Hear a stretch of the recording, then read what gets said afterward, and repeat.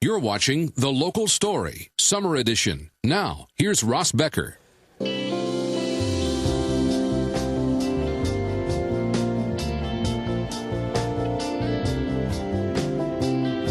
Rise above the routine. Call 1-866-600-7555 for a Utah travel guide. All right, welcome back. And you can see in the newsroom we have computers everywhere. There are computers in your house. There are computers at your job. And people use those computers all the time to check things out.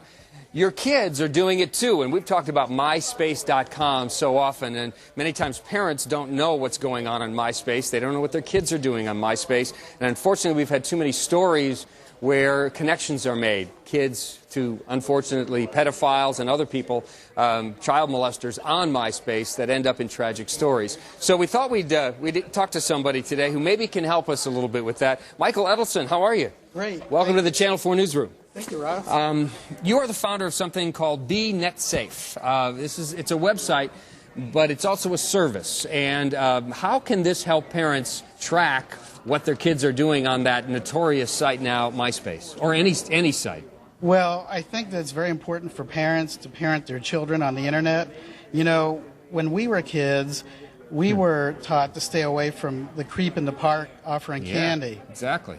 And nowadays, with the internet and social networks like MySpace, the creep is now on the internet, virtual, and that creep goes through your front door, down your hallway, past your bedroom, into your child's bedroom, and closes the door and has private conversations with them. Right. I found this problem with my own children. I have a daughter who's 13. I have triplets. Oh, wow. 2 boys and a girl. You do have a handful then. Absolutely. And my daughter posted her profile on MySpace. She took very beautiful pictures with her and her friends. They put makeup on and they posed. And when I first saw it, I said, "Oh, look at my beautiful little girl." Yeah. And it was more of a vanity thing for her, or at least that's what you thought. Yeah, but all the 13-year-old girls are, claiming to be 18, 19, 26 on MySpace. They're trying to look older. And I started looking at the poses, and I said, "This is not good. Right. This will attract the creeps. This is like chumming the water if you're out, in the ocean." And realized that there's really a big problem here. And that's how we came up with the idea of starting BeNetSafe, where we could have a system, a service, that would allow parents to monitor their children's information that's being published to everybody on the internet and the 80 million MySpace users. So quickly, how does it work? Well, you go to our website, BeNetSafe.com, right, and the parent signs up, and all they have to enter is their child's first name, last name, and email address. And we go out and search the web for all the information that is available on your child, and we put that in an easy-to-read report, and we email that directly to the parents. Okay. So it's very simple. There's no software to install. It takes literally a couple minutes to use. And it keeps checking. You can set it to check every day, every week, every month, because what we found out in parenting our kids, you have to set boundaries for what they're allowed to do on these services. And this way you can check that they're staying within those boundaries. Now, there are various levels, obviously, in any kind of security system. Is this foolproof? Nothing's foolproof. Yeah, well, exactly. And I knew you would say that, but any level is better than no level. Absolutely. I mean, we found that with our own kids and the people who have been testing our service, the whole purpose of children wanting to be on social networks is so all their friends can see them, and they can see their friends. So, it really doesn't make sense for them to go and hide, because then no one would find them. Unless there's just a small group of people that are that are in on the.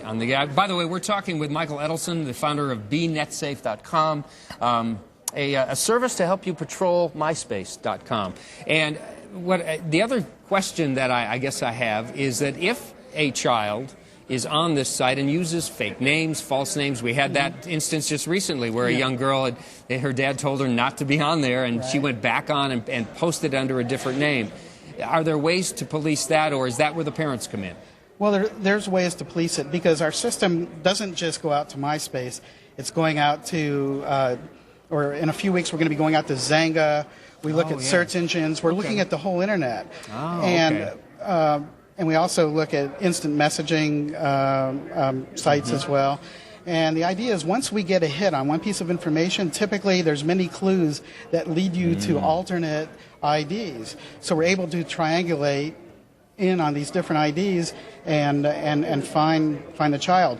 Just yesterday, my partner, and our kids know we've been working on this, and my partner yesterday found that his 2 girls were back on MySpace under alternate logins. Yeah. And he called his wife, and I could hear the yelling on the cell phone from across the room. Yeah, so, it takes constant monitoring, and that's what our service provides. But it's better to know than not to know. Absolutely. And one final question, and that is, how do you look your son or daughter in the eye and you tell them that you're going to spy on them? And basically that's what you're doing, but as a parent, you have to, don't you? Well, yeah, there's 2 different parts to that, answer to that question. The first is, please keep in mind that we're not obtaining any information that isn't public. These sites are public. Sure. You're doing the work for them. They're made for 80 million MySpace subscribers and the whole world, the whole internet as well. But children really believe that when they put their information on MySpace or any other network, that it's for them and their friends, and maybe the other 80 million people, with the exception of their parents. Yeah. So what we did with our kids is we looked at our kids and we said, we're starting this service. I'm checking on your activities. We're setting boundaries. And my son said, well, Dad, what's the problem? Why are you doing this? Yeah. And I said, well, the answer is simple. We care and we love you. So we're gonna be there to help you on the internet. Michael Edelson, founder of BeNetSafe.com. I'm sure there's probably a lot of people checking it out right now. Appreciate you coming in. Thank you. All right. Yeah, setting boundaries, real important. I'm going to set one right now and say, we got to take a break, okay? Great. Yeah, we're going to check back in with Tony Ginyard on the Local Story Summer Edition. And we're going to look at another aspect of this story, those people who are trained to deal with talking to children about the fears they have when they hear a story like the one that broke today about JonBenet Ramsey. We'll be back in just a minute.